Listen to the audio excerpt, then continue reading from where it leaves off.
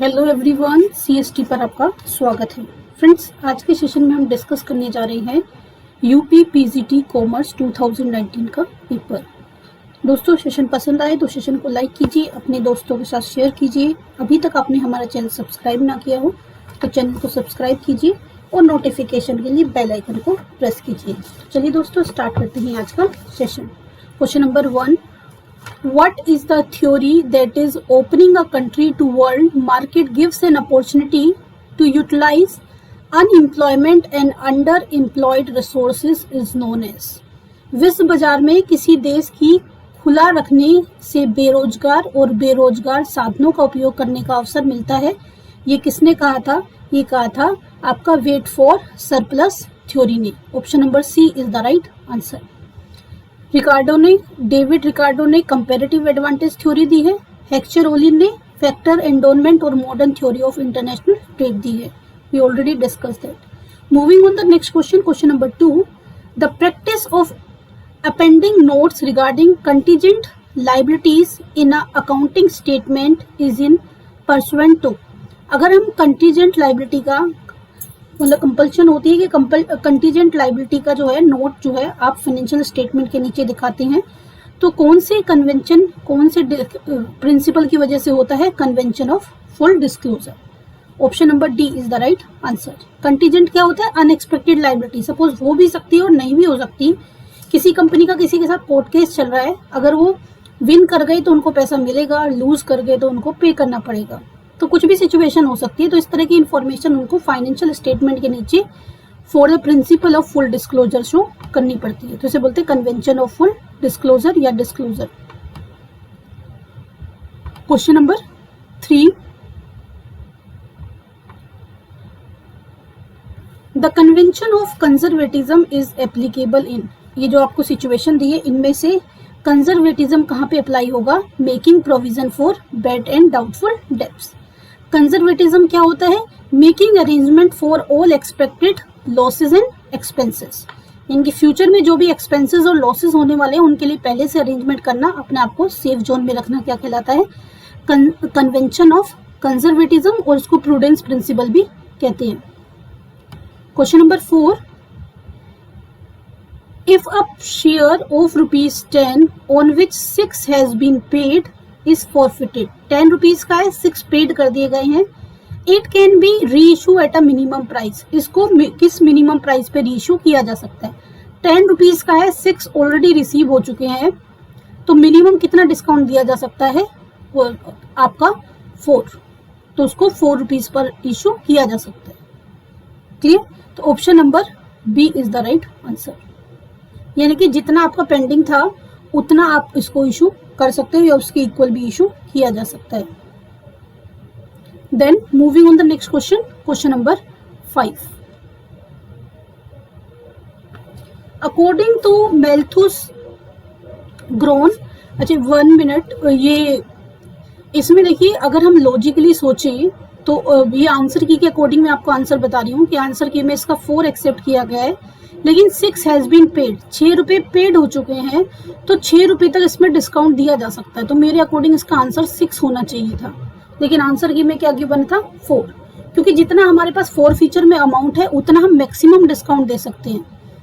तो यहाँ पे मैक्सिमम की बात हो रही है कि मैक्सिमम कितना दिया सकता है? 6 हो सकता है, इस वजह से इन्होंने इसको चूज किया हो 4 को, क्योंकि उसने पूछा है मिनिमम। तो 10 रुपीज मिनिमम तो होगा नहीं, 6 मैक्सिमम है, दैट्स वाई क्या चूज किया? Option number B. क्लियर है? क्योंकि जितना हमारे पास 4 फीचर में वैल्यू होती है उतने तक हम डिस्काउंट दे सकते हैं, क्योंकि ऑलरेडी आपके पास 6 क्या हो गया? रिसीव हो गया। Question number 5, according to Malthus population grown. Malthus के अकॉर्डिंग पॉपुलेशन कैसे ग्रो होती है? Geometrically. Question number 6, production function is the relation of. Production function किसका रिलेशन है?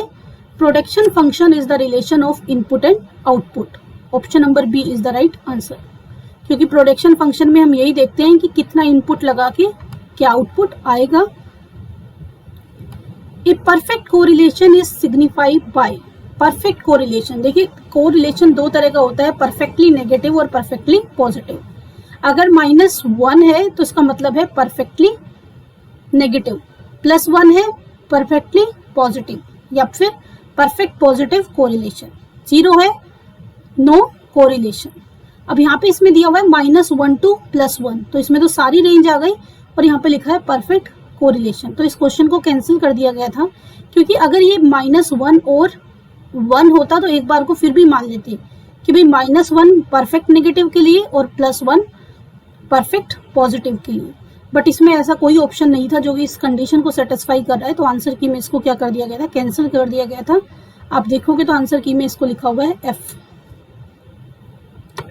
Moving on the next question, question number 8। Index for base period is always taken as, जो अगर हम base period की बात करें तो उसका इंडेक्स क्या लिया जाता है, 100। Option number B is the right answer. Question number 9। If Laspeyres index number is 121 and Paasche index number is 144, then Fisher index number is. Fisher index क्या होता है, फिशर इंडेक्स होता है पास्चे इंटू लेस्पियर। लेस्पियर और पास्चे को multiply करके under root कर दोगे, you will get the value of Fisher index. Fisher index में आप पास्चे और लेस्पियर की बात हो रही है, लेस्पियर 121 है और पास्चे 144 है। 121 11 का रूट होता है और 144 12 का रूट होता है। मल्टीप्लाई कर दोगे आप, 11 2 जा 22, 11 1 जा 11 + 2 13। तो आंसर क्या आ जाएगा 9th का, option number D. Question number 10।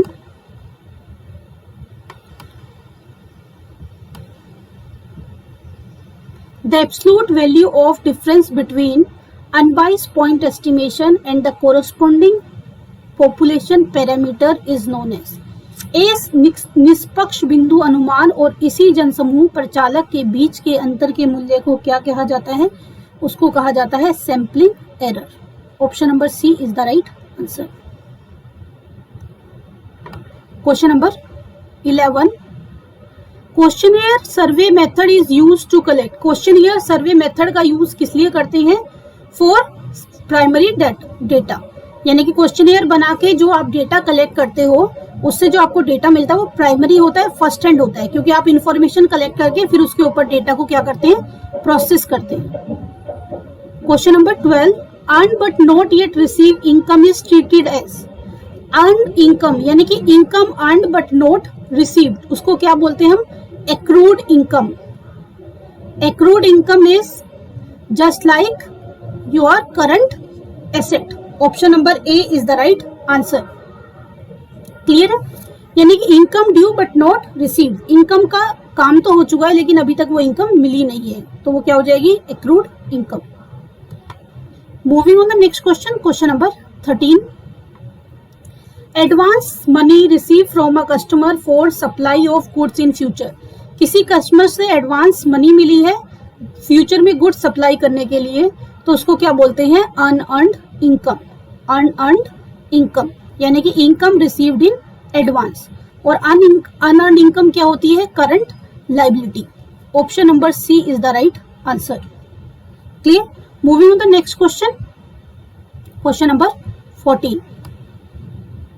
Sales budget is. Sales budget क्या है, फंक्शनल बजट है, मास्टर बजट है, एक्सपेंडिचर बजट है, या नन ऑफ दिस। तो सेल्स बजट क्या है, sales budget is functional budget. Option number A is the right answer. Question number 15।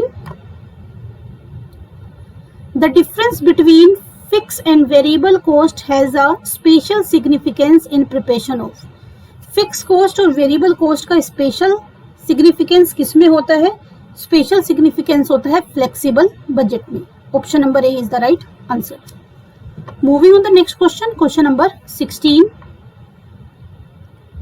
If a machine hour 8,000 and factory overhead absorption rate per machine hour is 8,000 hours है और per hour rate ₹8 है, तो आपको बताना है overhead क्या होगा। सीधा सीधा है, मशीन आवर 800, पर आवर की रेट 8, तो ओवरहेड क्या हो गया, 8,000 इंटू 8 यानी कि 6400। Option number C is the right answer. Question number 17, accounting principle are based on. Accounting principle किसके ऊपर बेस्ड होते हैं? अकाउंटिंग प्रिंसिपल बेस्ड होते हैं प्रैक्टिकेबिलिटी के ऊपर। Option number A is the right answer. Answer key में इसका कन्वीनियंस इन रिकॉर्डिंग लिखा हुआ है, जो कि बिल्कुल गलत है। आप आंसर की देखोगे उसमें ऑप्शन नंबर सी लिखा हुआ है। आंसर क्या होना चाहिए? प्रैक्टिकेबिलिटी, या फिर दोनों हो सकते हैं, प्रैक्टिकेबिलिटी और सब्जेक्टिविटी। कई बार दोनों ए एंड बी करके भी आया हुआ है। आप मिशन पीजीटी कॉमर्स के लेक्चर देखोगे तो उसमें मैंने इस टाइप का क्वेश्चन कंसीडर किया हुआ है। उसमें आई थिंक 2 ऑप्शन थे जहां तक मुझे याद है। Moving on the next question, question number 18, the relation between liquidity and risk. Liquidity and risk के बीच में किस टाइप का रिलेशन है? तो आपसे पूछा है लिक्विडिटी और रिस्क में किस टाइप का रिलेशन है, तो कैसा रिलेशन होता है लिक्विडिटी और रिस्क में? लिक्विडिटी और रिस्क में होता है inverse relation. Option number B is the right answer. Moving on the next question, question number 19, the maximum number of member in a private company. Private company में minimum 2 और maximum 200 members हो सकते हैं। Option number B is the right answer. Moving on the next question, question number 20, national sample survey organisation conduct survey on. National sample survey organisation socio economic, agriculture and institutional, industrial subject, demographic issue, यानी कि तीनों के ऊपर सर्वे करता है। अभी ये खत्म हो गया है CSO यानी कि सेंट्रल स्टैटिस्टिकल ऑफिस, और जो आपका NSSO है नेशनल सैंपल सर्वे ऑर्गेनाइजेशन, दोनों को कंबाइन करके एक बना दिया गया है NSO, जिसको बोलते हैं नेशनल स्टैटिस्टिकल ऑफिस। क्लियर है? तो सेंट्रल स्टैटिस्टिकल ऑफिस और ऑर्गेनाइजेशन और नेशनल सैंपल सर्वे ऑर्गेनाइजेशन दोनों को कंबाइन करके अब बन गया है नेशनल स्टैटिस्टिकल ऑफिस NSO। और ये कब बना था? NSO बना था 1 जुलाई 2006 में। यानी कि अभी दोनों अलग अलग एग्जिस्ट नहीं करते, ये दोनों क्या है? एक ही है। कंबाइन करके इनका नाम क्या है? National statistical office. Clear? Moving on the next question, question number 21,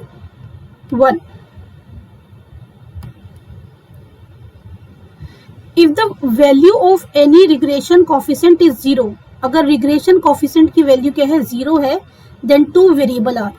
अगर रिग्रेशन कोफिशिएंट की वैल्यू 0 है तो 2 वेरिएबल क्या होंगे? इंडिपेंडेंट, क्योंकि रिग्रेशन कोफिशिएंट क्या चेक करता है? Dependency of 2 variable. तो उसके बेस पे, वैल्यू के बेस पे हम डिपेंड देखते हैं कि कितना डिपेंड है, और इसमें एक डिपेंडेंट होता है और एक क्या होता है? इंडिपेंडेंट। सपोज मैंने कहा y is equal to a plus B X, तो y क्या है? डिपेंडेंट, और x क्या है? इंडिपेंडेंट। तो वैल्यू अगर 0 है इट मीन्स दोनों के दोनों इंडिपेंडेंट है, एक के ऊपर चेंज से दूसरे के ऊपर इम्पैक्ट नहीं पड़ता है। Moving on the next question, question number 22, management accounting deal with. Management accounting किस चीज के साथ डील करती है? Quantitative information, qualitative information. तो मैनेजमेंट अकाउंटिंग दोनों ही टाइप की इंफॉर्मेशन के साथ डील करती है, quantitative and qualitative. Option number C is the right answer. Question number 23, a wholesaler as an intermediary is a link between. Wholesaler किसके बीच में लिंक करता है? वो करता है मैन्युफैक्चरर और रिटेलर के बीच में।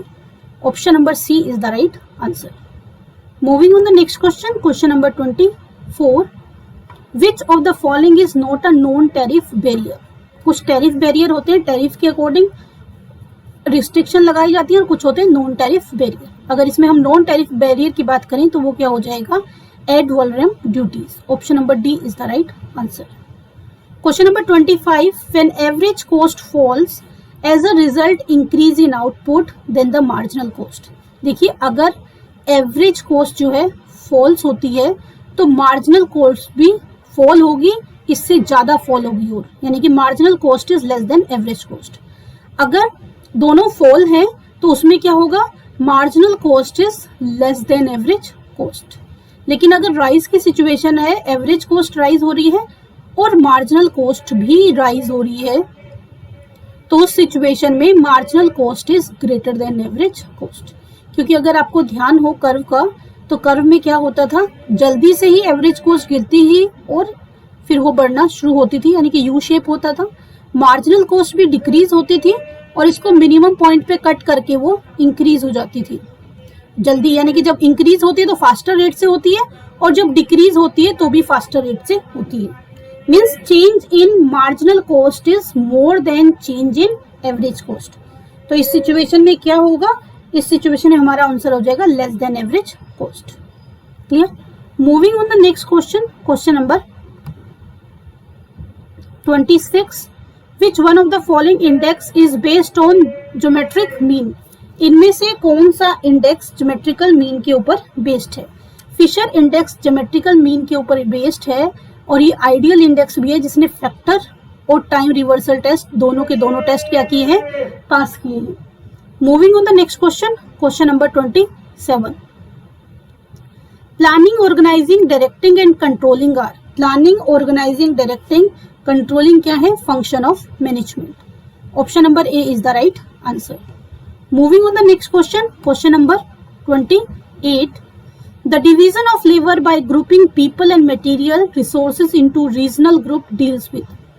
वो division of labor जो people और material को regional groups के साथ बनाने में या आपको कह सकते हो grouping करने में help करती है, वो कौन सी process होती है, वो होती है divisionalizations. Option number C is the right answer.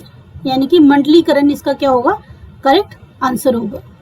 Moving on the next question, number of principle of management as laid down by Henry Fayol. Henry Fayol ने कितने प्रिंसिपल दिए हैं, सबको अच्छे से याद होगा ये तो। कितने प्रिंसिपल दिए हैं हेनरी फ्योल ने? 14 प्रिंसिपल ऑफ मैनेजमेंट। और हेनरी फ्योल क्या है, father of administrative management. Question number 30, the element of coordination are. Coordination के एलिमेंट क्या हैं, group efforts, unity of action, common purpose. तो क्या होगा, चारों के चारों होंगे। Option number D is the right answer. Coordination में group efforts, unity of action और कॉमन पर्पस, चारों के चारों को आप एज अ एलिमेंट कंसीडर करोगे। Moving on the next question, question number 31, the economic environment of a business include. अगर हम इकोनॉमिक इन्वायरमेंट की बात कर रहे हैं तो उसमें ecosystem, economic policies economic system, economic policies, economic conditions, तीनों के तीनों आएंगे। Option number D is the right answer. Moving on the next question, question number 32, managerial skill include. Managerial skill में आप किसको इंक्लूड करोगे, टेक्निकल स्किल भी होगा, डायग्नोस्टिक भी होगा, पॉलिटिकल भी होगा। चारों की चारों स्किल की नीड होती है मैनेजरियल स्किल में। Option number D is the right answer. Question number 33, dash is the set of mechanism used in an organisation to link the action of its sub units into consistent pattern. जो sub units हैं उसको consistent pattern के साथ जोड़ने के लिए इनमें से किसका यूज किया जाता है, तो उसके लिए यूज किया जाता है कोऑर्डिनेशन। कोऑर्डिनेशन के थ्रू ही उनके बीच में लिंकअप क्रिएट किया जाता है। क्वेश्चन नंबर 34,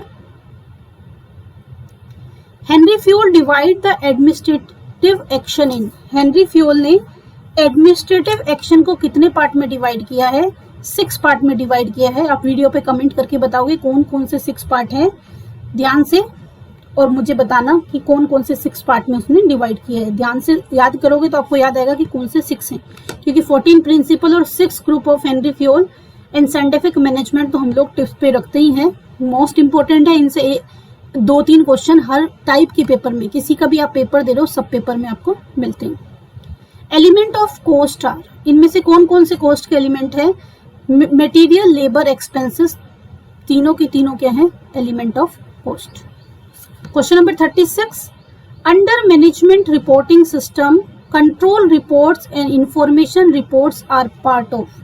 अगर हम मैनेजमेंट रिपोर्टिंग सिस्टम की बात करें तो उसमें कंट्रोल रिपोर्ट और इंफॉर्मेशन रिपोर्ट किस रिपोर्ट के पार्ट हैं ये आपको इसमें बताना है। तो किस रिपोर्ट के पार्ट है वो, operating report. Option number B is the right answer.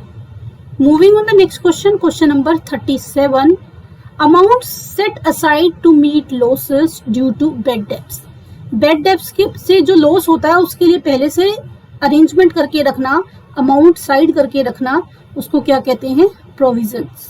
Option number B is the right answer.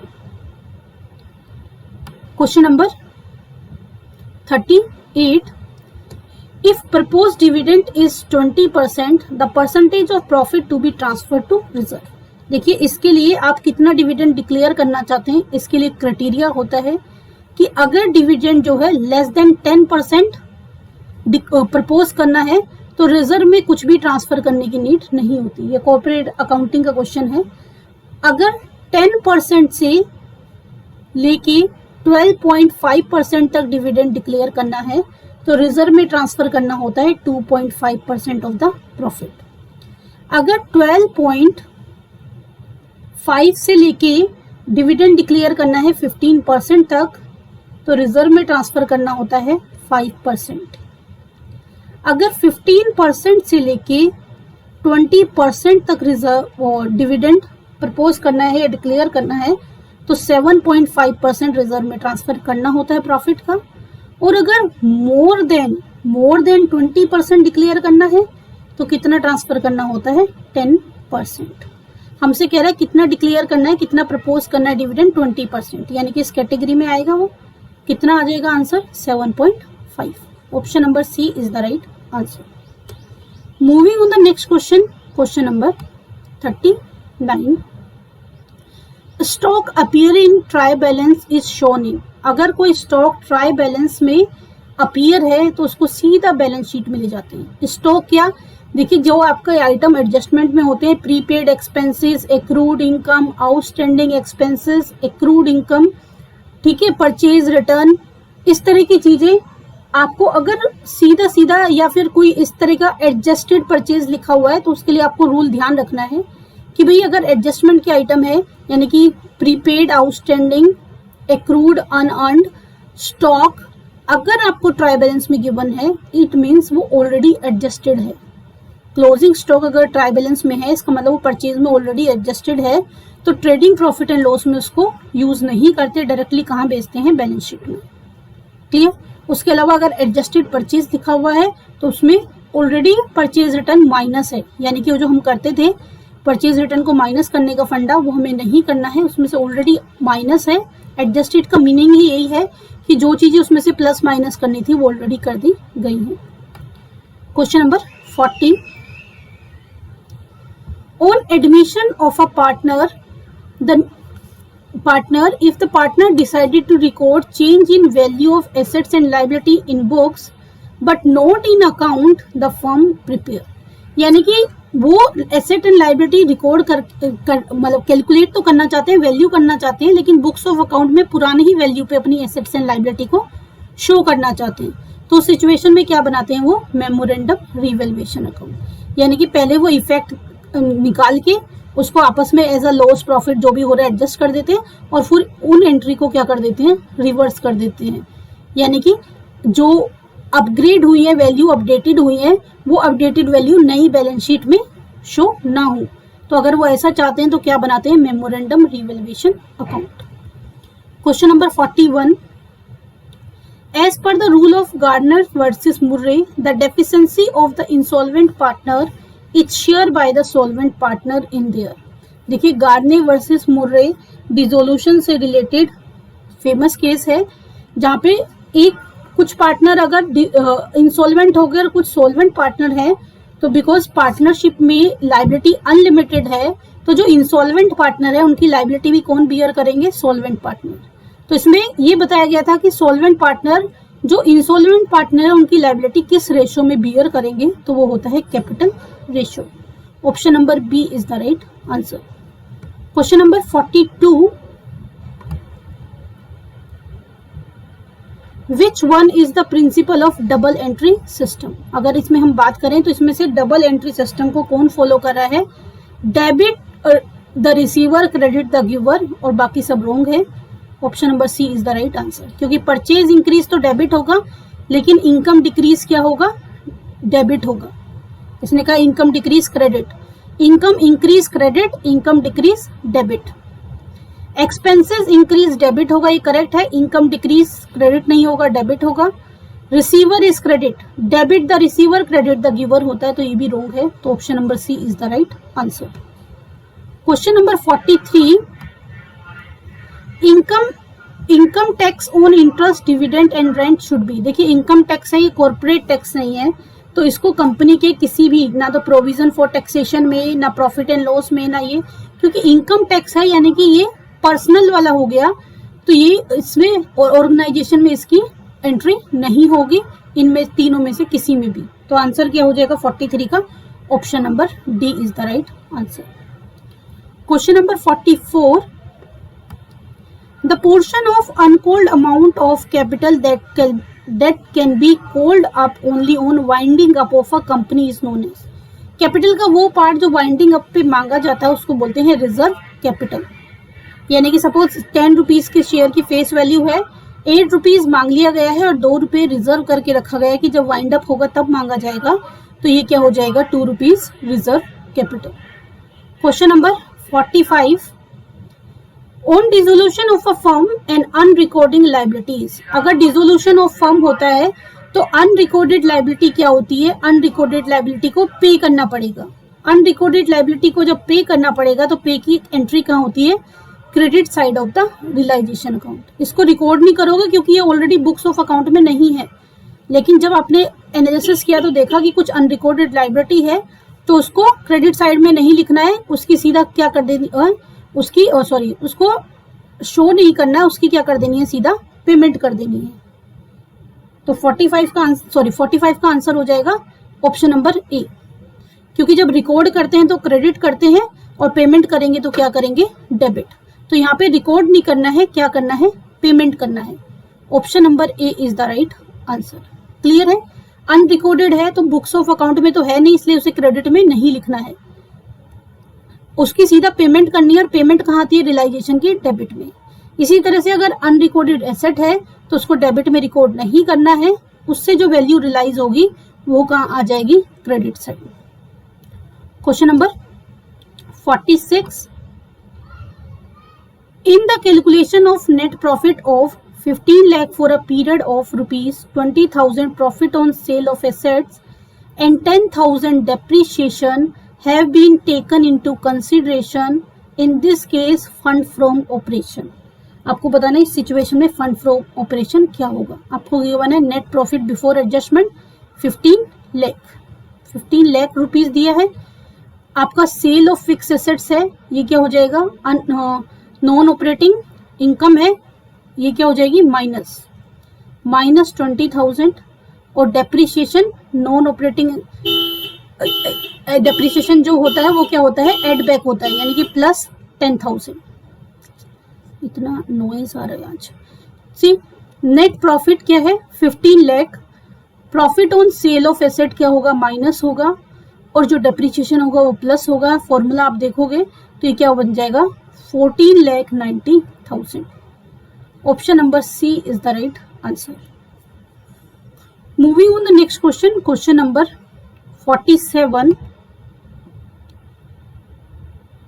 Share premium money can be use for. Share premium money का यूज किस लिए किया जा सकता है, इनमें से आपको बताना है। तो उसका यूज किया जा सकता है issue of fully paid up bonus share. Bonus share क्या होते हैं, कई बार कंपनी जो है डिविडेंड डिक्लेयर ना करके डिविडेंड को कैश ना दे, डिविडेंड डिक्लेयर करती है लेकिन उसको कैश ना देके शेयर के फॉर्म में शेयर होल्डर को देती है, उसको क्या कहते हैं, bonus share. Prime cost is 60,000, material is 60% of labour, then labour is. Prime cost 16 है, मटेरियल जो है लेबर का 60% है, तो आपको लेबर बताना है। सपोज लेबर क्या है,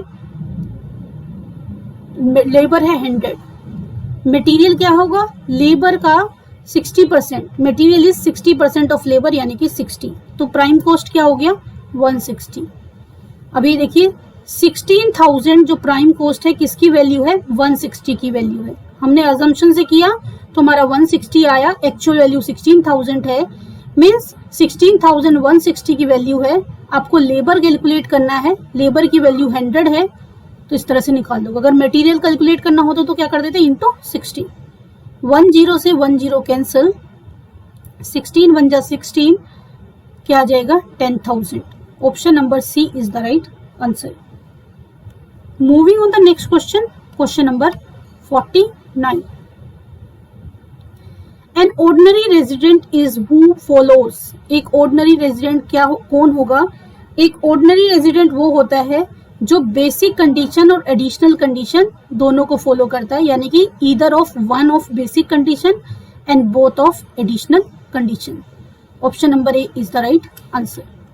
moving on the next question, question number 50. Agriculture income include. इसमें से एग्रीकल्चर इनकम में किस किस को इंक्लूड करेंगे? Income from sale of crops, income from preparing the agriculture product saleable, income from gardening. तीनों की तीनों क्या होंगी? एग्रीकल्चर इनकम में कंसिडर की जाएंगी.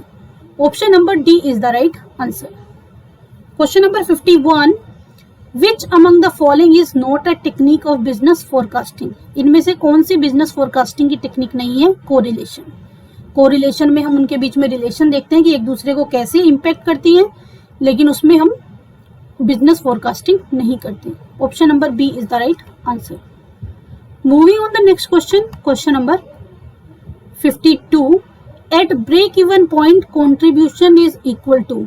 ब्रेक इवन पॉइंट पर कॉन्ट्रीब्यूशन किसके इक्वल होगा? फिक्स कॉस्ट की. एक्चुअली में कॉन्ट्रीब्यूशन के दो फॉर्मूले होते हैं, एक होता है सेल्स माइनस वेरिएबल कॉस्ट और दूसरा क्या होता है? Fix cost plus profit. तो अभी ब्रेक इवन पॉइंट का मतलब क्या है? No profit no loss. तो यहाँ पे प्रॉफिट नहीं है तो किसके इक्वल रहेगा? सिर्फ फिक्स कॉस्ट की. Option number B is the right answer. Moving on the next question, question number 53. Internal management report are useful for. Internal management report किस चीज के लिए यूजफुल होती है? टॉप लेवल मैनेजर के लिए, फंक्शनल, ऑपरेशनल, तीनों के लिए यूजफुल है. Means option number D is the right answer. Question number 54. The person who bear a risk to produce goods or services to earn profit. Goods and services produce करने का जो risk beer करता है उसको क्या कहते हैं? Entrepreneur. Option number A is the right answer. Moving on the next question, question number 55. Education सेल्स ऑफ. एजुकेशन सेल्स अब 3% नहीं है, क्या हो गया है? 4%. एजुकेशन सेल्स ऑफ 4% इज पेबल ऑन. किस पे पेबल किया जाता है? ये income tax plus surcharge. Income tax और अगर कोई सरचार्ज है तो उसको भी एड ऑन करके फाइनल फिगर पे 4% एजुकेशन सेल्स कैलकुलेट किया जाता है. Option number B is the right answer.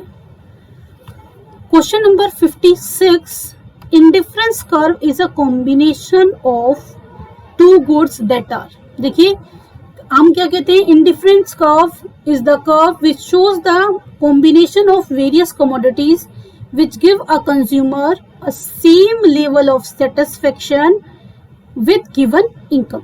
यानी कि एक गिवन इनकम पर कंज्यूमर दो कमोडिटी के वेरियस कॉम्बिनेशन से सेम संतुष्टि जो सेटिस्फेक्शन गेट करता है वो किससे शो होती है? इंडिफरेंस कर्व से. सपोज यहाँ पे कमोडिटी ए है, यहाँ कमोडिटी बी है, इस तरह से होता है. एक की क्वांटिटी इंक्रीज करना चाहते हो तो दूसरे की क्वांटिटी क्या करोगे? डिक्रीज. एक की क्वांटिटी इंक्रीज करने के लिए दूसरे की क्वांटिटी डिक्रीज की जाती है तो इसको क्या बोलेंगे? इसको बोलेंगे substitute goods used in place of each other. यानी कि सेटिस्फेक्शन आपको सेम मिलता है लेकिन अगर आप एक को बढ़ाओगे तो दूसरे को कम करोगे because the income is given और fix. Option number B is the right answer. Question number 57. If correlation coefficient between two variable is uncertain. अगर वेरिएबल के बीच में कोरिलेशन अनसर्टेन है तो क्या होगा? आर की वैल्यू 0. सर्टेन है तो पॉजिटिव होगी यानी कि आर इज इक्वल टू 1 है. अनसर्टेन है तो क्या होगी? 0. Option number C is the right answer. और कोरिलेशन की वैल्यू कहाँ लाई करती है? -1 और 1 के मिड में. Moving on the next question, question number 58.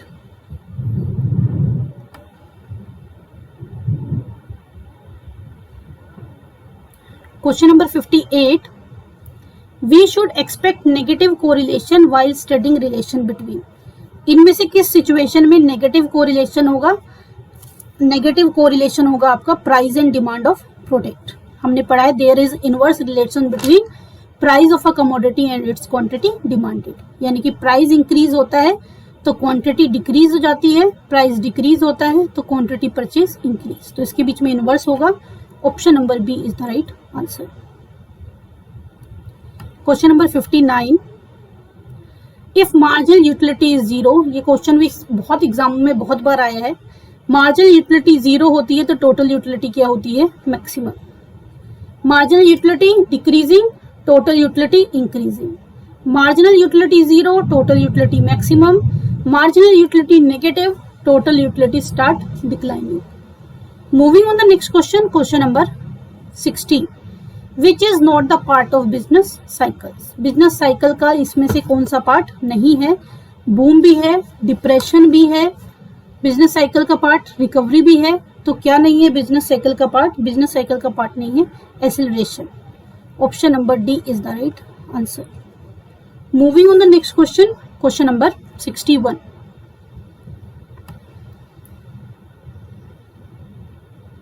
Question number 61, from the following data calculate PV ratio. आपको पीवी रेशो कैलकुलेट करना है। पीवी रेशो सेल्स दिया हुआ है, प्रॉफिट दिया हुआ है, तो पीवी रेशो क्या हो जाएगा? Change in profit, change in profit upon change in sales into 100। Change in profit क्या है? 5000, change in sales 25,000 into 100। 2 zero से 2 जीरो कैंसिल हो गई, 5 5 जा 25, 5 2 जा 10, यानी कि आपका आंसर क्या आ गया? आंसर आ गया 20%। Option number B is the right answer. Moving on the next question, question number 62, classification of students, classification of the student of a college in 2 category rural and urban is called। अगर हम 2 category में classification करते हैं rural and urban, इसको क्या कहते हैं? Qualitative classification. कल मैंने नॉमिनल डेटा में आपको ये बात बताई थी। Option number A is the right answer. Moving on the next question, question number 63, in a year the gross fiscal deficit of a government is 3 lakh crore, revenue deficit 1,50,000 crore, and interest payment 80,000 crore, then the primary deficit of the government is। primary deficit क्या होता है? primary deficit is equal to fiscal deficit minus interest payment।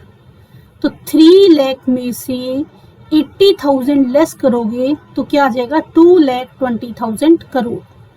Option number D is the right answer. Fiscal deficit, primary deficit क्या होता है? Fiscal deficit minus payment of interest. Moving on the next question, question number 64, the system recording transactions based on dual aspect concept is. बहुत ही easy है। Dual concept पे उसको क्या बोलते हैं? सिस्टम को उसको बोलते हैं double entry system. Option number B is the right answer. Moving on the next question, question number 65, according to the money measurement concept which among the following will be recorded in the books of account of business.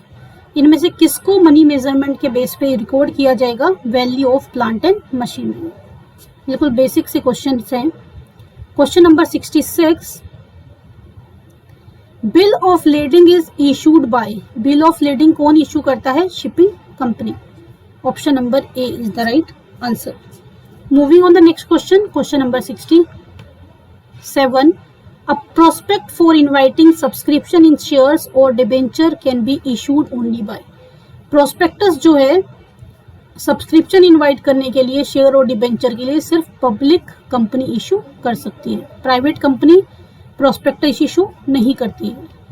Moving on the next question, question number 68, national income can be measure by. National income को किस किस पे major किया जा सकता है? Expenditure, income और production, तीनों के तीनों मेथड पे मेजर किया जाता है। Option number D is the right answer. Clear? Moving on the next question. अच्छा, इसमें एक साथ में ध्यान रखना कि कई बार इंडिया के बारे में पूछता है, तो इंडिया में जो है बहुत सारे लोगों की इनकम का पता लगाना पॉसिबल नहीं होता, बहुत सारे अनऑर्गेनाइज सेक्टर भी हैं, तो इनकम में इंडिया में ज़्यादातर जो हेल्प ली जाती है वो एक्सपेंडिचर और प्रोडक्शन मेथड की हेल्प ली जाती है नेशनल इनकम कैलकुलेट करने के लिए। लेकिन अगर ऑल ऑफ द अबव है तो आप उस सिचुएशन में भी ऑल ऑफ द अबव टिक करके आएंगे। Question number 69, in the long run the cost and output relation depend on. Long run में कॉस्ट एंड आउटपुट रिलेशन किसके ऊपर डिपेंड करता है? रिटर्न टू स्केल, क्योंकि लॉन्ग रन में सारे के सारे फैक्टर्स क्या होते हैं? वेरिएबल। कंपनी जितनी क्वांटिटी में चाहे किसी भी फैक्टर को चेंज कर सकती है, बिजनेस को जितना चाहे एक्सपेंड कर सकती है in long run. Question number 70, the theory that supply creates its own demand and therefore full employment is a natural situation in concern with. देखिए जो थ्योरी है सप्लाई क्रिएट्स ओन डिमांड ये दी थी, इसको कहते हैं सेज लॉ। सेम ही कहा था कि जो सप्लाई है अपनी डिमांड खुद क्रिएट कर लेती है। Moving on the next question, question number 71, according to the classical theory of employment deviation from the state of full employment are. Classical economic के अकॉर्डिंग जो फुल एम्प्लॉयमेंट से डेविएशन है वो क्या होता है? टेम्परेरी होता है, यानी कि थोड़ी देर के लिए मूवमेंट हो सकती है, वापस दोबारा से अपने आप ही बैलेंस बन जाता है।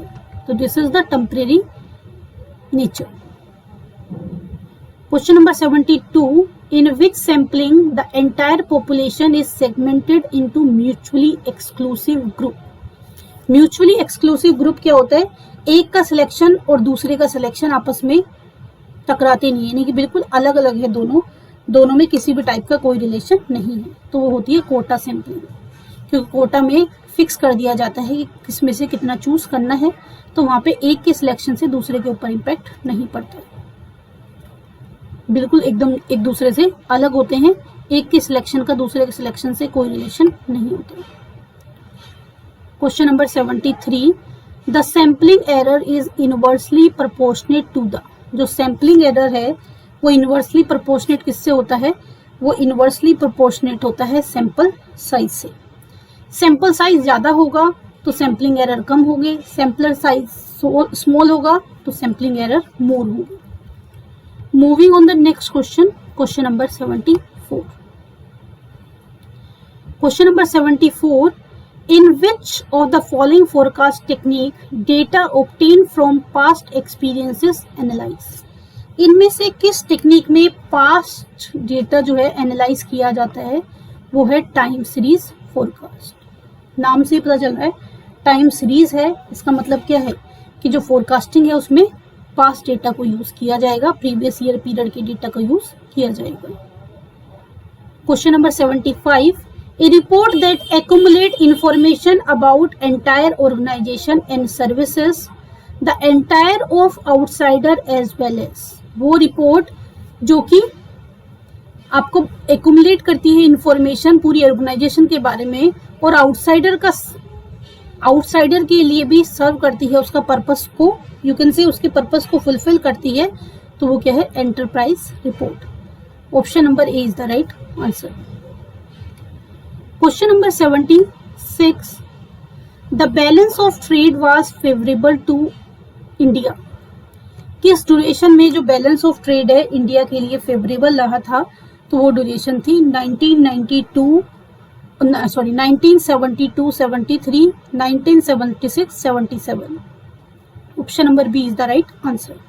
1972-73 और 76-77 में जो बैलेंस ऑफ ट्रेड था वो क्या रहा था? फेवरेबल। बैलेंस ऑफ ट्रेड क्या होता है? Export of goods and goods, service नहीं आती इसमें। बैलेंस ऑफ ट्रेड में export of goods and import of goods, उसका जो डिफरेंस है उसे बोलते हैं balance of trade. Question number 77, on the admission of a new partner any increase in the value of building is credited to। Building की value increase हुई है तो उसको कहाँ क्रेडिट करेंगे? उसको क्रेडिट करेंगे रीवैल्यूएशन अकाउंट में। क्लियर है? यानी कि option number C is the right answer. Moving on the next question, question number 78, the main objective of cost accounting is to. Cost accounting का मेन ऑब्जेक्टिव क्या है? कॉस्ट अकाउंटिंग का main objective इसमें answer key में accept किया इन्होंने option number C, provide information to management for decision making. Moving on the next question, question number 79. Question number 79. If the share of rupees 10 each on which 8 rupees called and 6 rupees paid forfeited, then share capital account should be debited to. देखिए, अगर हम forfeiture की entry करते हैं तो उसमें हमेशा share capital account को कोल्ड अप अमाउंट से डेबिट करते हैं. फॉरफीचर की एंट्री में शेयर कैपिटल अकाउंट को कोल्ड अप वैल्यू से डेबिट किया जाता है. यानी कि आंसर क्या हो जाएगा आपका, आंसर हो जाएगा आपका ₹8. Option number B. Question number 80. The use of LIFO method is suitable when price are. LIFO last in first out तब सुटेबल होता है जब प्राइस क्या हो रहे हैं, राइज हो रहे हैं. Option number B is the right answer. क्यों होता है राइजिंग प्राइस में, लास्ट इन फर्स्ट आउट है, प्राइस राइज हो रहे हैं, तो उससे क्या होता है, प्रॉफिट मार्जिन जो है उसको मेंटेन करने में हेल्प मिलती है. Question number 81. The maximum number of partner in a case of ordinary partnership firm should not exceed. देखिए, वो पुराना लॉ था कि भाई बैंकिंग पार्टनरशिप में 10 और ऑर्डिनरी पार्टनरशिप में मैक्सिमम 20 पार्टनर होते थे. तो ये पुराना क्वेश्चन है, इसको मैं यहाँ पे 50 कर देती हूँ. अब पार्टनरशिप में मैक्सिमम पार्टनर कितने होते हैं, 50. कंपनीज एक्ट में 2013 में प्रिस्क्राइब किया है कि मैक्सिमम 100 पार्टनर हो सकते हैं. और 364 में जो कंपनीज के सेक्शन में मेंशन किया गया है ये कि गवर्नमेंट को राइट है कि वो maximum number of partner decide करे, लेकिन उसकी वैल्यू 100 से एक्सीड नहीं होनी चाहिए. तो फिर कंपनीज मिसलेनियस रूल में मैक्सिमम नंबर ऑफ पार्टनर कितने डिसाइडेड कर दिए गए थे, 50. Option number B is the right answer. Question number 82. The limit of investment in plant and machinery. The limit of investment in plant and machinery to be classified as small scale industry. Small scale industry की बात कर रहे हैं. जो question है वो पुराने data के ऊपर बेस्ड है. अगर हम बात करते हैं इन्वेस्टमेंट की तो एक बार देखिए, मैन्युफैक्चरिंग और सर्विस सेक्टर की अगर हम बात कर रहे हैं, और इसमें दो बेस पे क्लासिफिकेशन है. एक है इन्वेस्टमेंट के बेस पे क्लासिफिकेशन और एक किसके बेस पे है, एक तो इन्वेस्टमेंट के बेस पे क्लासिफिकेशन है और दूसरा क्लासिफिकेशन है टर्नओवर के बेस पे. दूसरा क्लासिफिकेशन किसके बेस पे, टर्नओवर के बेस पे क्लासिफिकेशन. अगर मैं इन्वेस्टमेंट की बात करती हूँ तो इन्वेस्टमेंट अगर लेस देन क्या है, 1 crore. Investment less than 1 crore है तो उसको क्या कहेंगे, माइक्रो. इन्वेस्टमेंट अगर 1 करोड़ और उससे ज्यादा है लेकिन लेस देन 10 करोड़ है तो उसको क्या कहते हैं, स्मॉल. अगर इन्वेस्टमेंट जो है लेस देन 20 करोड़ है तो उसको क्या बोलते हैं, मीडियम. कब ये इन्वेस्टमेंट किसमें है, इन्वेस्टमेंट इन फिक्स एसेट्स और प्लांट एंड मशीनरी. टर्नओवर के बेस पे अगर इसी चीज को हम किसके बेस पे देखते हैं, टर्नओवर के बेस पे देखते हैं, तो अगर टर्नओवर जो है लेस देन 5 करोड़ है तो क्या होगा, माइक्रो. टर्नओवर अगर लेस देन 50 करोड़ है तो स्मॉल, और टर्नओवर अगर लेस देन 100 करोड़ है तो उसको बोलते हैं मीडियम. तो यहाँ पे इसने पूछा था the limit of investment in plant and machinery to be classified as small. तो स्मॉल क्लासिफाई इन्वेस्टमेंट के बेस पे कब होगा, लेस देन 10 करोड़. ठीक है, तो लेटेस्ट सिनेरियो के बेस पे अगर आप इसको देखते हो तो यहाँ पे ये क्वेश्चन में आप नन ऑफ दीज लिख के आओगे. बाकी जब ये क्वेश्चन आया था उस टाइम अलग क्राइटेरिया था, ओल्ड वाला क्लासिफिकेशन था, तो उसको बताने का कोई फायदा नहीं क्योंकि ये चेंज हो चुका है. तो ये आपको ध्यान रखना है. Question number 83. In India census is conducted by. India में सेंसस कौन कंडक्ट करता है, सेंसस कंडक्ट करता है registrar general and census commissioner. Option number C is the right answer. Moving on the next question, question number 84. General principle of reporting are. जो report के general principle हैं वो किसके ऊपर बेस्ड है, इनमें से कंपैरिजन भी होना चाहिए, कंसिस्टेंसी भी होना चाहिए और करेक्टनेस भी। Option number D is the right answer. Question number 85, the duty which is imposed on import and export of goods is. Import and export of goods पर जो ड्यूटी इम्पोज की जाती है उन ड्यूटी को क्या कहते हैं? Custom duty. Option number B is the right answer. Next question, the most precise test of liquidity. अगर आप लिक्विडिटी का टेस्ट कर रहे हैं तो इनमें से सबसे अच्छा रेशो कौन सा है? सबसे अच्छा रेशो है एब्सोल्यूट लिक्विड रेशो। आंसर ये में इसी को सही माना गया है। जो आयोग ने माना है वो माना है option number C. The most precise test of liquidity is absolute liquid ratio. Question number 87 is the right answer. Sorry, question number 87. Which among the following is not an element of staffing process? इनमें से staffing process का कौन सा element नहीं है? Human resource planning है, recruitment and selection है, job evaluation of employ है, पेरोल मैनेजमेंट जो है वो स्टाफिंग का पार्ट नहीं है। Option number C is the right answer.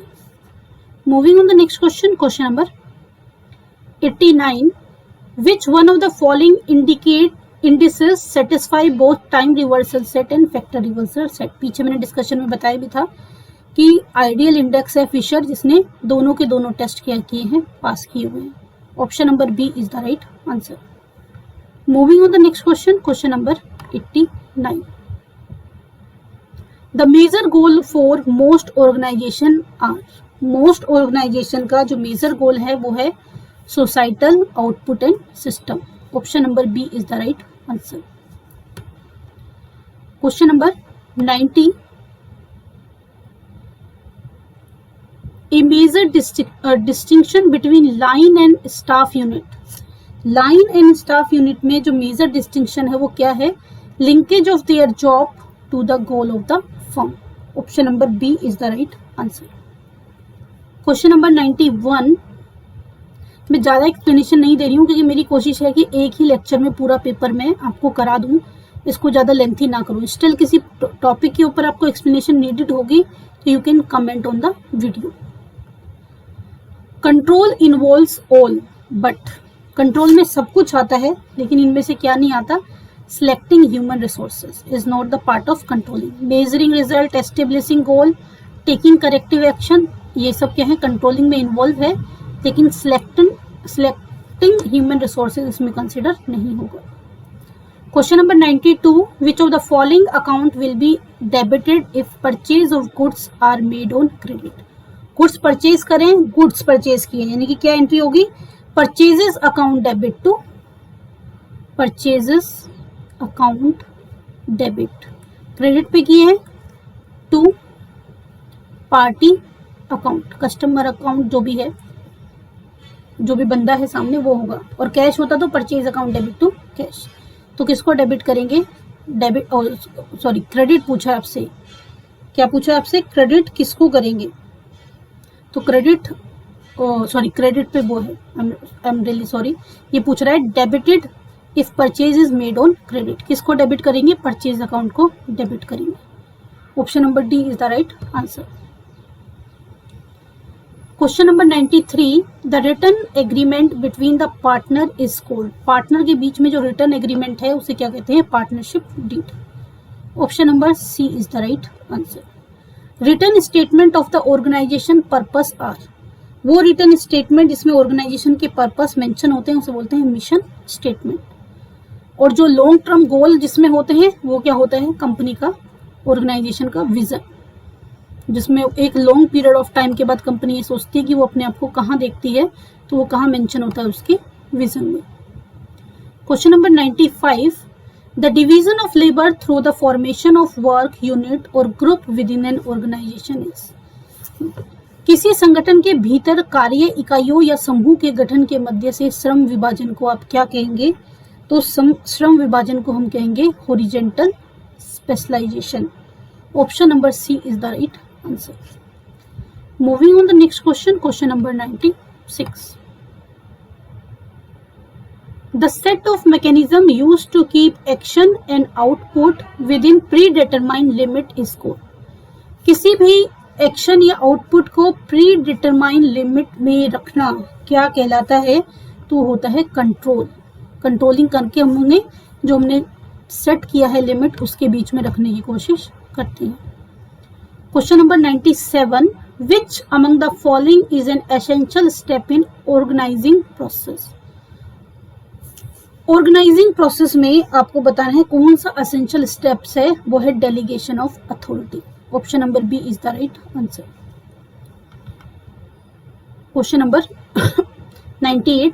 Which of the following is the advantage of sole proprietorship? Sole proprietorship में ईज इंफॉर्मेशन आसानी से बन जाती है, फ्लेक्सिबिलिटी है, मिनिमम रेगुलेशन है. चारों की क्या हो गई? Advantage. Moving on the next question. Question number 99. Question number 99 आपसे पूछा है dividend are usually paid on. Dividend को यूजुअली किसके ऊपर पेड किया जाता है? Paid up capital. इसके ऊपर मैंने मिशन पीजीटी कॉमर्स में आपको न्यूमेरिकल भी कराया हुआ है. उसमें वैल्यू के साथ ये बात आई थी कि कितना डिविडेंड पे किया जाएगा. Question number 100.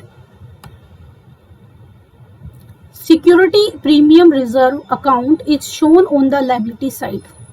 Security premium account को लायबिलिटी साइड शो करते हैं तो वो लायबिलिटी साइड में कौन से हेड के अंदर आएगा आपको बताना है. तो वो कौन से हेड के अंदर आएगा? Reserve and surplus. Option number A is the right answer. Moving on the next question. Question number 101. Question number 101. Indicate the item that appear in the surplus account. इनमें से कौन सा आइटम सरप्लस अकाउंट में आएगा? तो वो है propose dividend. Then next है if goods worth ₹10,000 are sold on basis of sales on approval basis, adjustment of his transaction on the date of accounting is done. अगर आपने goods sale on approval basis पे भेजे हैं तो उसकी treatment तीनों में होती है, यानी कि सेल्स में भी होती है, स्टॉक में भी होती है और डेटर में भी होती है. तीनों की तीनों में उसकी ट्रीटमेंट की जाती है. आप वीडियो पे कमेंट करके मुझे बताइए क्या ट्रीटमेंट होती है, यानी कि कहाँ पे प्लस होगा कहाँ पे माइनस होगा. क्योंकि अप्रूवल बेसिस पे भेजा है तो एक्चुअल सेल वो नहीं है, तो उसको सेल में प्लस करेंगे या माइनस करेंगे, स्टॉक में प्लस करेंगे या माइनस करेंगे, डेटर में प्लस करेंगे या माइनस करेंगे. क्या ट्रीटमेंट होगी? Comment on the video. Question number 103. On the dissolution of firm, its assets are transferred to realization account. Dissolution के टाइम पर जो बुक्स वैल्यू होती है वही रियलाइजेशन में ट्रांसफर होती है, यानी कि डिसोल्यूशन के टाइम पे बुक वैल्यू को सबको रियलाइजेशन अकाउंट में ट्रांसफर कर दिया जाता है. Question number 104. An adjustment entry for prepaid expenses. Prepaid expenses affect. Prepaid expenses किसको अफेक्ट करती है? प्रीपेड एक्सपेंसेस क्या होती हैं? एसेट होती हैं और ये एक्सपेंसेस भी है, तो किसको इफेक्ट पड़ेगी? Asset and expenses. Option number A is the right answer. Question number 105. Debenture holders are. Debenture holders क्या है? तो वो कंपनी के क्या है? इनमें से अगर एक ऑप्शन को चूज करना हो तो डिबेंचर होल्डर क्या कहलाएंगे? कंपनी के क्रेडिटर्स, क्योंकि उनको फिक्स पीरियड ऑफ टाइम के बाद पेमेंट करनी है, तो वो लॉन्ग टर्म क्रेडिटर हैं ऑर्गेनाइजेशन के लिए. Question number 106.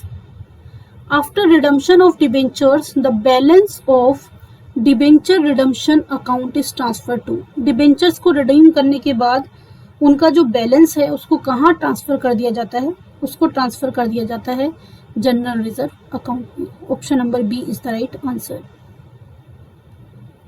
Moving on the next question. Question number 107. When shares are forfeited, the share capital account is debited with. जब शेयर फॉरफिटेड किए जाते हैं तो किससे उसको डेबिट किया जाता है? Called up capital. Option number B is the right answer. Moving on the next question. Question number 108. Net profit before following adjustment is ₹3,60,000. Outstanding salary 20,000 और प्रीपेड इंश्योरेंस क्या दिया हुआ है?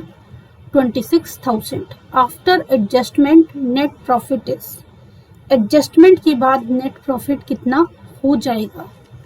सी, नेट प्रॉफिट बिफोर एडजस्टमेंट दिया हुआ है, यानी कि ये चीज़ों को एडजस्ट नहीं किया गया। नेट प्रॉफिट बिफोर है तो इसको आफ्टर एडजस्टिंग बनाएंगे, इसमें मुझे डाउट है। देखिए मेरे अकॉर्डिंग तो क्या होना चाहिए, क्योंकि बिफोर एडजस्टेड है, 3,60,000 है, आउटस्टैंडिंग एक्सपेंसेस क्या होती हैं, ऐड होती हैं, यानी कि 20,000 इसमें क्या होना चाहिए, ऐड, क्योंकि कह रहे हैं बिफोर एडजस्टिंग। बिफोर का मतलब क्या, इसमें से इनकी ट्रीटमेंट नहीं की गई है, नहीं की गई है तो ट्रीट करेंगे, आउटस्टैंडिंग क्या होगा, प्लस होगा, और प्रीपेड क्या होगा, 26 माइनस, यानी 6,000 और माइनस हो जाएंगे। तो यहाँ पे कोई ऐसा ऑप्शन नहीं है जो उससे मैच कर रहा हो। आंसर की में इसका आंसर दिया हुआ था ए, एक बार आप लोग भी चेक कर लेना, क्योंकि मेरे अकॉर्डिंग ये ए आंसर नहीं हो सकता, या फिर मुझे कोई कंफ्यूजन हो रही है, क्योंकि बोल रहा है निम्न समायोजन से पूर्व, पूर्व मतलब पहले है, तो पहले अगर है तो ये चीज क्या होगा भाई, जो प्रीपेड होता है उसे हम माइनस करते हैं और आउटस्टैंडिंग को क्या करते हैं, ऐड। फंडा तो यही होता है, पर पता नहीं इन्होंने कैसे इसको ये आंसर करा है। ये आंसर तो तब होगा जब प्रीपेड को प्लस करोगे और आउटस्टैंडिंग को क्या करोगे, ऐड। तो ऐसा तो प्रॉफिट एंड लॉस में हम करते नहीं है। अगर आफ्टर चार्जिंग होता तो फिर भी एक बार बिफोर चार्जिंग निकालने के लिए कर लेते, क्योंकि आफ्टर एडजस्टमेंट पूछा है। एक बार आप वीडियो पे कमेंट करके क्वेश्चन नंबर 800 के बारे में आपका क्या ओपिनियन है बताइए। आंसर की में इसका आंसर ऑप्शन नंबर ए है, बट मेरे अकॉर्डिंग ये नहीं होना चाहिए। होना चाहिए 3,60,000, आउटस्टैंडिंग ऐड होना चाहिए, और प्रीपेड क्या होना चाहिए, माइनस। हो सकता है मुझे कुछ कंफ्यूजन हो रहा हो, इसलिए मैं आपसे आपका ओपिनियन पूछ रही हूँ कि आपके अकॉर्डिंग आंसर क्या है। Question number 109, the going concern concept is underlining basis for.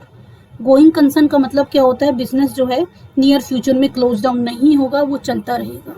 इसी की वजह से जो डेप्रिसिएशन है वो फिक्स एसेट्स पे उनकी यूजफुल लाइफ के लिए चार्ज किया जाता है, यानी कि एक साथ नहीं चार्ज करते हैं, स्लो उसको चार्ज करते रहते हैं। Question number 110, the profit sharing ratio of A, B and C आपको गिवन है। ए, बी, सी का प्रॉफिट शेयरिंग रेशियो गिवन है, हाफ, 2/5, 1/10, 10 इसका एलसीएम आ जाएगा, 2 5 जा 10, 5 2 जा 10, 2 2 जा 4, और 10 1 जा 10। अगर मैं इसको सिंप्लीफाई करूं फ्रैक्शन को तो क्या आ जाएगा, 5:4:1। ए रिटायर हो गया, तो आपसे पूछा remaining partner ratio will be, remaining partner ratio हो या न्यू रेशियो हो, दोनों सेम ही होगा। अगर सिंपल सिचुएशन है तो वो क्या होगा, 4:1। Option number A is the right answer. Moving on the next question, question number 111, allotment of overhead to cost unit is. Cost unit को जो अलॉटमेंट कर रहे हैं हम ओवरहेड की, उसे क्या कहते हैं, कॉस्ट एलोकेशन। अलॉटमेंट कर रहे हैं ओवरहेड की कॉस्ट यूनिट को, तो क्या कहेंगे उसको, cost allocation. Moving on the next question, question number 112, which method of costing is used in hospital. Hospital में कौन सा मेथड यूज किया जाएगा, सर्विस कॉस्टिंग और operating costing. Option number B is the right answer. Question number 113, non agriculture income include. Non agriculture income में इनमें से हम किसको इंक्लूड करेंगे, income from sale of wild grass, income from fisheries, income from mines. चारों की चारों क्या है, नॉन एग्रीकल्चर इनकम है। Option number D is the right answer. Moving on the next question, question number 114, if the selling price is ₹10, variable cost per unit is 6, fixed cost is 48,000, then break even point will be। तो break even point क्या होगा, सी break even point क्या होता है, break even point is equal to fixed cost upon contribution. Contribution क्या होता है, sales minus variable cost, यानी कि 10 - 6 4।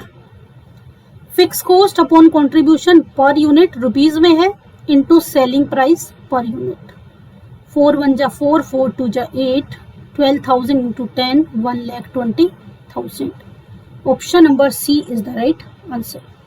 Moving on the next question, question number 15, if the current ratio is 2.5:1, then working capital is. देखिए current ratio क्या होता है, current ratio होता है current assets upon current liability. यहाँ से रिलेशन निकालोगे, करंट लायबिलिटी इधर डिवाइड कर रही है, उधर जाके मल्टीप्लाई करेगी, तो current assets is equal to 2.5 current liability. Working capital क्या होता है, वर्किंग कैपिटल होता है current assets minus current liability. Formula put कर दीजिए, 90,000 करंट एसेट्स क्या है 2.5 current liability minus current liability 1.5 current liability divided by 90। ये मल्टीप्लाई कर रहा है, उधर जाके डिवाइड करेगा, इक्वेशन को सोल्व करोगे you will get 60,000। Current liability की वैल्यू क्या हो जाएगी 60,000। Option number C is the right answer. Moving on the next question, question number 16। Question number 16, which among the following is not a business forecasting technique. इनमें से कौन सी business forecasting technique नहीं है, budgeting, profit planning, determining the cost standard, ये सारी forecasting technique है। Presenting financial statement is not forecasting technique. Moving on the next question, question number 117, determine the tax liability is called. Tax liability निकालना क्या कहलाता है, assessment. Option number A is the right answer. Question number 18, the subject matter of macro economics include. देखिए micro economics क्या होता है, the study of individual unit, और macro study of all individual unit together. तो national income, international trade और trade cycle, तीनों के तीनों कंसेप्ट किससे रिलेटेड है, मैक्रो इकोनॉमिक्स से। Option number D is the right answer. Coefficient of correlation is measure of. Coefficient of correlation क्या measure करता है, linear relationship between two variable. Coefficient of correlation दो वेरिएबल के बीच में लीनियर रिलेशन को कैलकुलेट करता है। Option number B is the right answer. Moving on the next question, question number 120, which type of data is not suited for calculation of Pearson correlation coefficient. इनमें से कौन सा ऐसा डेटा है जो पियर्सन कोफिशिएंट कोरिलेशन के लिए suitable नहीं है, नॉट सुटेड, वो होता है nominal data. Option number A is the right answer. Moving on the next question, question number 121, gross profit ratio is calculated by. Gross profit क्या होता है, GP upon net sale into 100। Option number B is the right answer. Which among the following is a non economic activity. Non economic activity बताना है, वो है charity. Moving on the next question, question number 23, in management policy formulation is a part of. Management में policy formulation किसका part है, planning का। Option number A is the right answer. इसमें तो कोई फर्दर एक्सप्लेनेशन की भी नीड नहीं है, कुछ क्वेश्चन तो बिल्कुल स्ट्रेट फॉरवर्ड क्वेश्चन है। Question number 124, the limit of Karl Pearson correlation coefficients are. जो Karl Pearson coefficient of correlation है उसकी वैल्यू +1 और -1 के बीच में आती है, ये इसकी लिमिट्स होती हैं। When goods are import from the other country for the purpose of export, यानी कि एक कंट्री से गुड्स को खरीद के दूसरी कंट्री में बेच देना क्या कहलाता है, entrepot. Option number C is the right answer. तो दोस्तों ये था यूपी पीजीटी कॉमर्स 2019 का पेपर। मैंने कोशिश की है थोड़ा सा स्पीडली चलने की, ताकि एक ही क्लास में पूरा पेपर डिस्कस हो जाए। स्टिल किसी क्वेश्चन के ऊपर आपको फर्दर एक्सप्लेनेशन की नीड है तो वीडियो पे कमेंट करके मुझे बताइए। I will upload a doubt video regarding all your doubt. तो दोस्तों सेशन पसंद आया हो तो सेशन को लाइक कीजिए, अपने दोस्तों के साथ शेयर कीजिए। अभी तक आपने हमारे चैनल सब्सक्राइब ना किया हो तो चैनल को सब्सक्राइब कीजिए और नोटिफिकेशन के लिए बेल आइकन को प्रेस कीजिए। मिलते हैं दोस्तों नेक्स्ट सेशन में, तब तक के लिए बाय बाय, टेक केयर।